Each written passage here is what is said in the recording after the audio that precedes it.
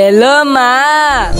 1 লক্ষ টাকার পাথর ভাঙ্গাইছি, কিন্তু পাথরে কাস্টমার পাইতাছি না কেন? পাথর সব রয়ে গেল, বিক্রি হইতাছে না কেন? কিছুই বুঝতে পারতাছি না।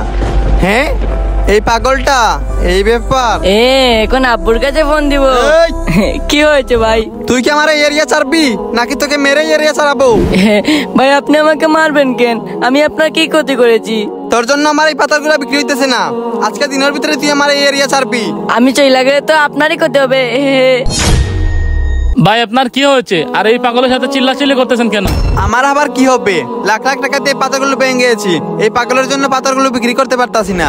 ভাই এই পাগল তো আপনার কোনো ক্ষতি করতেছে না, বরং আপনার আরো উপকার করতেছে। ও আবার কেমন করে উপকার করে?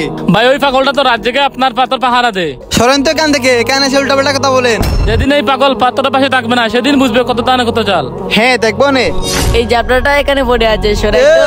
অনেক সহ্য করেছি, লাখ লাখ টাকার পাথর তোর জন্য বিক্রি করতে পারতাছি না। আজকে যদি তুই না চাস, আজকে তোকে মরে আর জীবনে আসবি, আর জীবনে আসবি। যা যা এখান থেকে, যা শহর এখান থেকে। দেখবেন আপনার অনেক বড় ক্ষতি হয়ে যাবে। হে পাগলকে কেদাইছি, এখন থেকে আমার পাথর বিক্রি হবে। কাস্টমার এখন ভিড় করবে আমার পাথর নেওয়ার জন্য। হে কি মজা। আমার পাথর গুলা কোথায় গেল? এক রাতে আমার পাথর গুলা কোথায় গেল? আমার সব স্বপ্ন শেষ হয়ে গেল।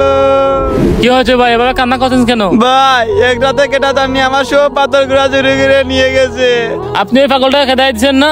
ও ভাই, ও এখন আমি বুঝতে পারতেছি। ঠিকই হয়েছে, সব পাগল একরকম হয় না। কিছু পাগল ভালোও থাকে, আর ওই পাগল সারা রাত আপনার ওই পাত্র পাহারা দিত। আফসোস পাগলটাকে চিনতে পারলেন না। তো বন্ধুরা, আমরা কাউকে অপচয় করব না। আর আপনারা কে কোথা থেকে ভিডিওটি দেখতেছেন অবশ্যই কমেন্ট করে জানিয়ে দিবেন।